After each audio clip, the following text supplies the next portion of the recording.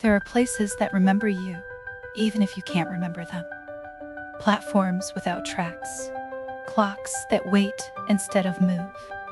If you wake where the air tastes like cloud light and brass, don't ask where you're going. Ask what you're willing to leave behind. I woke on a bench that had no shadow.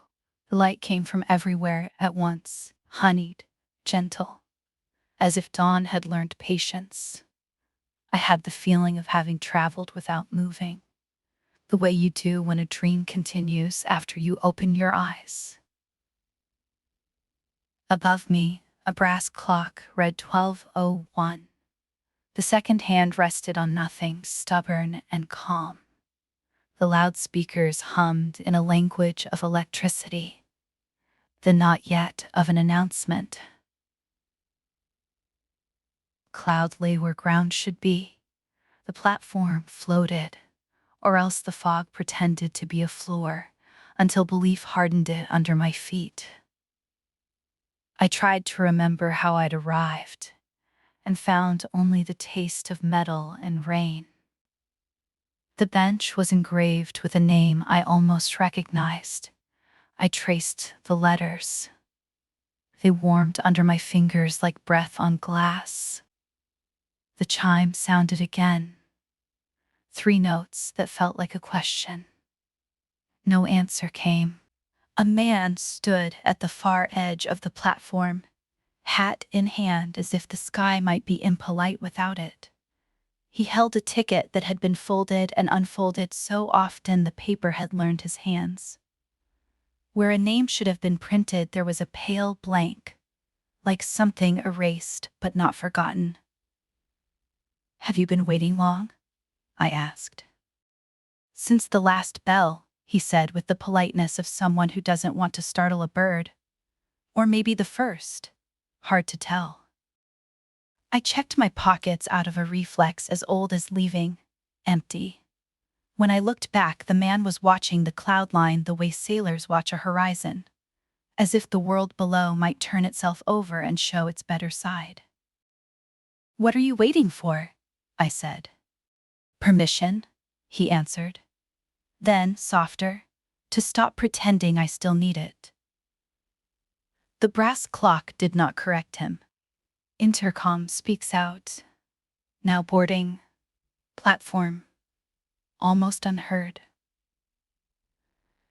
The name combed through me like a hand through water. Familiar in shape. Altered in sound. I stepped toward the platform edge. There were no tracks. Only fog, stretching into a brightness that might have been distance. "Did you hear that?" I asked the man. He nodded. "They call the name you were saving. They always do." "What happens if I answer?" "You won't," he said, kind, certain. "Not yet." The announcement ended, leaving the hum of waiting. The wind moved a scrap of paper along the bench, blank side up, as if sparing me something I wasn't ready to read. I found her by the smell of oil and old cloth, an old woman, at a table inside a waiting room, with no walls, only a suggestion of corners. Watches lay open like tiny planets. She moved a loop, from one eye to the other, and time obeyed her hands. "Yours," she said, without looking up, and slid a pocket watch toward me. The case was nickel, worn thin where another thumb had prayed. Inside, the hands were stopped. When I exhaled, they twitched and moved, a 2-second courtesy, then rested again. "It only keeps time if you do," she said. "Breathe it forward and it will follow." "Is there a fee?" I asked, because questions that feel small are easier to ask. "Only what you already paid," she said, with a smile that forgave what I didn't know. "What happens if I stop?" I said. "You won't," she answered gently, the way the man had. Not yet. I tucked the watch into a pocket I hadn't had a moment ago. It settled there with the weight of a promise made to whoever I used to be. Light sheared through the cloud, headlamps cutting lanes in mist. A train slid alongside the platform without revealing rails. It wore the fog like a coat. Passengers appeared as if painted in, men and women, old and young, faces that almost resolved, and then politely didn't. The conductor did not look at me. He nodded to the man with the blank ticket. The man didn't move. I stepped close enough to see my reflection in the carriage glass. The person inside returned my look with the mild surprise of someone catching their own eye in a window at night. When the doors closed, my reflection stayed for a breath, then rode the fog away. The platform took its shape back after the train left, like a bedsheet smoothing itself. The clock remained at 12:01, aiming tenderness at a minute that didn't deserve it. I returned to the bench. The paper had flipped blank side down. My name on the envelope, in my handwriting. The seal unbroken. I didn't open it. Not yet. On the bench, where the man had stood, lay an envelope, pale and heavy, as though rain lived inside it. My name, written in my own hand. The pen pressure too certain to be sleep. I opened it, expecting confession or instruction. Found only one line, printed faintly, as if breathed instead of inked. You promised to stay until the next one came. The sentence carried the ache of a voice I nearly recognized. I folded the page again, and when I blinked, the handwriting was gone. In its place, moisture, glimmering like breath on glass. She sat 3 benches down, coat buttoned high, newspaper lifted like a curtain. I asked if she'd been waiting long. Since the tracks disappeared, she said without looking up. I leaned closer. Her voice seemed to come from inside the paper. When she lowered it, there was no face, only motion. The grain of television snow drifting where features should have been. The words printed across the page bled outward, rearranging themselves into my question. How long have you been waiting? The fog thickened, filling the outline where her head should be. Then both woman and paper folded into it, leaving only the smell of ozone. I spoke aloud, testing the emptiness. Hello. The fog replied, hold low. I tried again. Where am I? Where am I? Said the fog, but differently, an accent I used to have as a child. Each exchange felt like memory being rehearsed. I began conversing with it. Questions answered not with meaning, but with rhythm. When I asked, who built this place? The fog answered, who built you? The sound came from everywhere, gentle, patient, intimate, an echo that remembered emotion better than language. A new train emerged, silver and seamless, its arrival soundless but undeniable. Doors opened without hinge or seam. Inside, rows of seats faced mirrors instead of windows, endless corridors of reflection. I stepped in. My reflection turned first.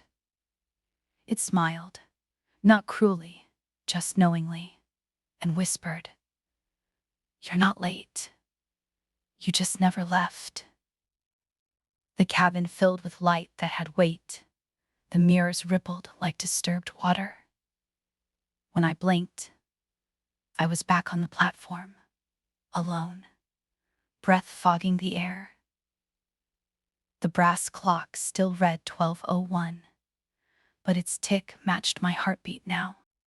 The pocket watch stopped while I wasn't watching. Its stillness felt polite, like someone waiting for permission to leave. I returned to the waiting room. The old woman still worked beneath her lamp. "Time ran out," I said, placing the watch on the table.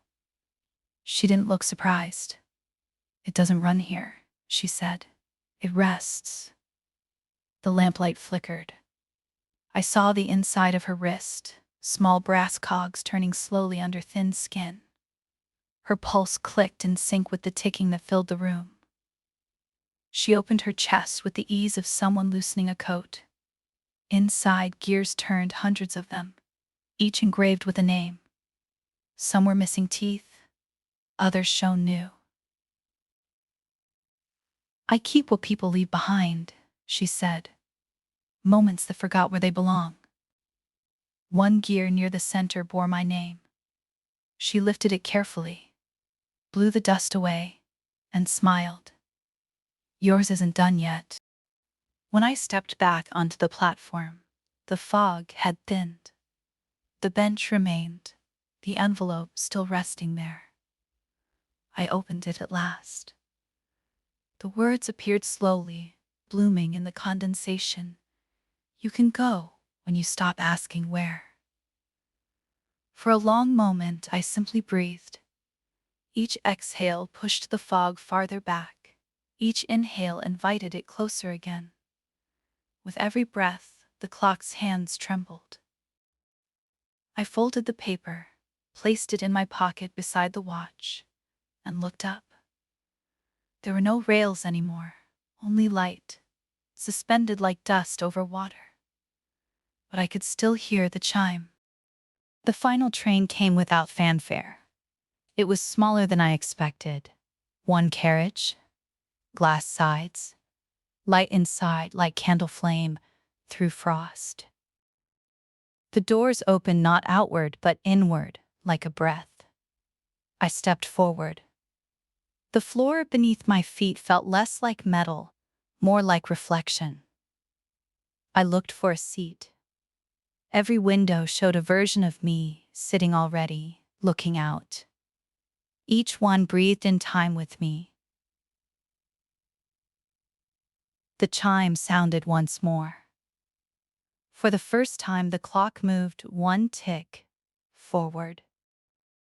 The train glided away, slow, gentle, dissolving into the brightness beyond the fog.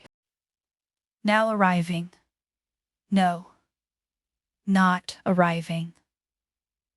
Never arriving. The fog moves like breath across empty benches. The brass clock rests at 12:02 now, just enough to prove time still remembers. Footprints cross the platform and vanish mid-step, as though the air finished walking for whoever made them. Somewhere far below, a train whistle sounds once, gentle, thankful. Some departures are quiet enough to sound like forgiveness. If you ever find yourself waiting at a station with no tracks, and the clock hasn't moved in years, don't rush the silence. You might already be where you were going.